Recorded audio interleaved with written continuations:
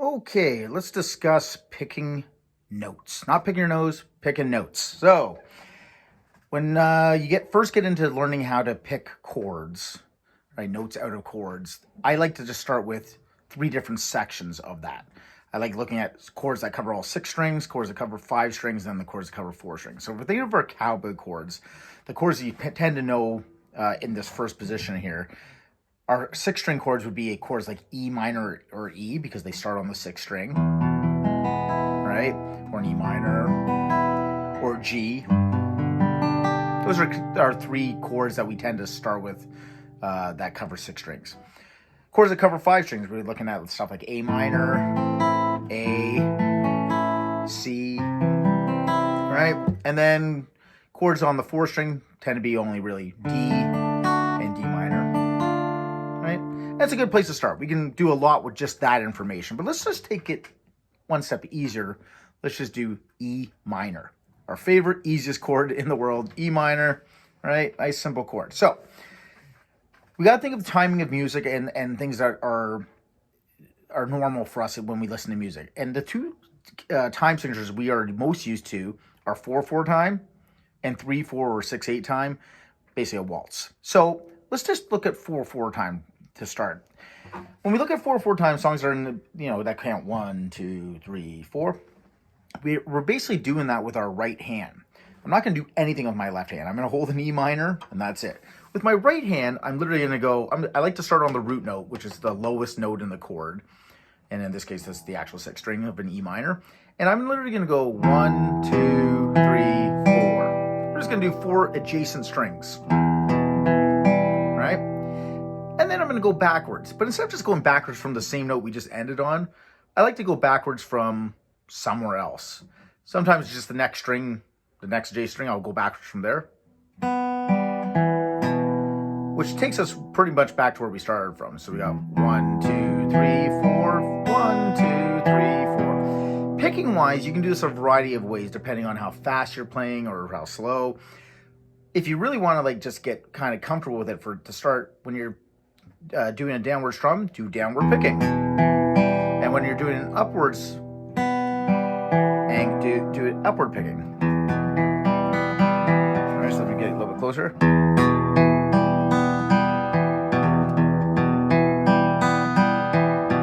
Right? That's just one way of practicing that. And you can do that with any of the chords on the 6th string, right? We've got E minor, like we do with an E. With a G, right? If you want to take that up a notch, take the same chords, and instead of going 1, 2, 3, 4, and then to the next adjacent string, I like to, a lot of times, to start from the 1st string. This creates a nice dynamic and sound going from super low notes to high notes, and they all tend to wash into each other. So there's a lot of ringing out strings here, and I just like the way it sounds. So I like to go 1, 2, 3, 4, and then on the 1st string, 1, 2, 3, 4, right? And what you're trying to do is to do that so that it's a fluid movement with any breaks in between. 1, 2, 3, 4, 1, 2, 3, 4.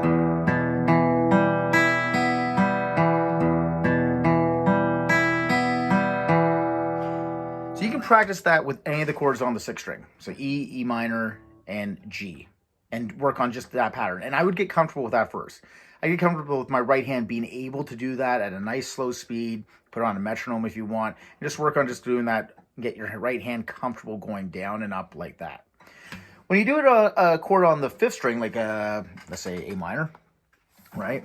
Same concept. We're just starting from the root note, which is now the 5th string. We can do the same thing. 1, 2, 3, 4, 1, 2. This one lines up perfectly because you're literally going 1, 2, 3, 4 to the 2nd string, and then you're going to start from the 1st string anyways. All right, so it's just this one, there's no string skipping involved.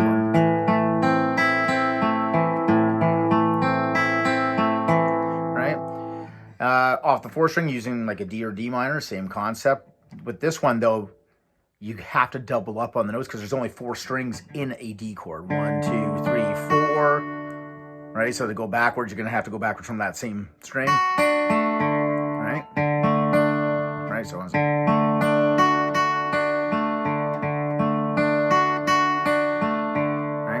Now, these are just very set, simple patterns. We can break that pattern up later, but for now, I want you to concentrate on just trying to do that comfortably, right?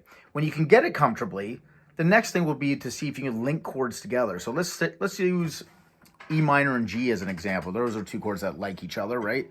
So I could do E minor. Let's go through that pattern twice. And now I'm going to turn to a G.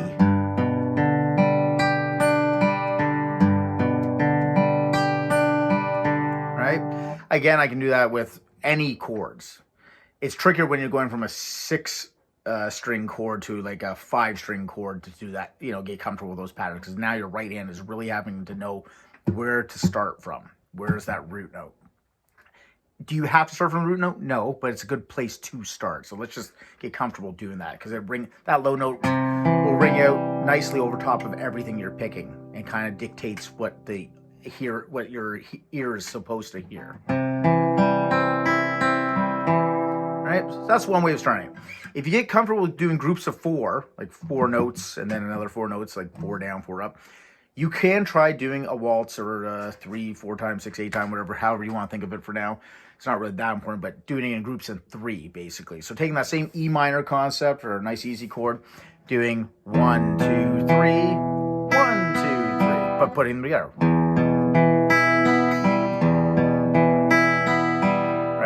That's a nice feel as well. And again, you can do that with any of the words. Here's a C. All right, D, it works perfectly in group of 3 because you've got 3 strings and then 3 strings.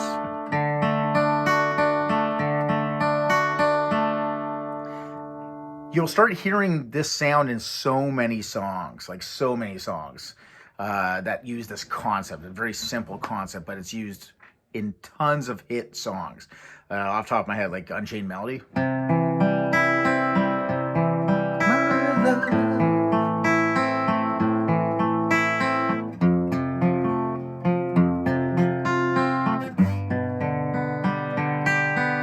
Right?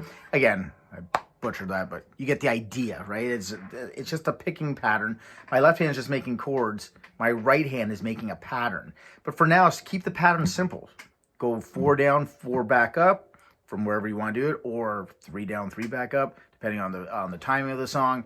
And try to stick to the same pattern. If you're starting from a root note and going 4 down, then start from the first string, go 4 back up. Right? It'll just make more sense for you for now until you get comfortable with it. Then we can start making our own patterns where we're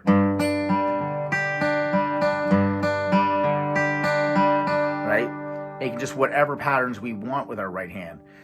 Take it a little bit step further. But for now, simple, nice and easy. Start from the 6th string, start from the 5th string, start from 4th string, depending on the chord, and go down and back up. Good luck with it.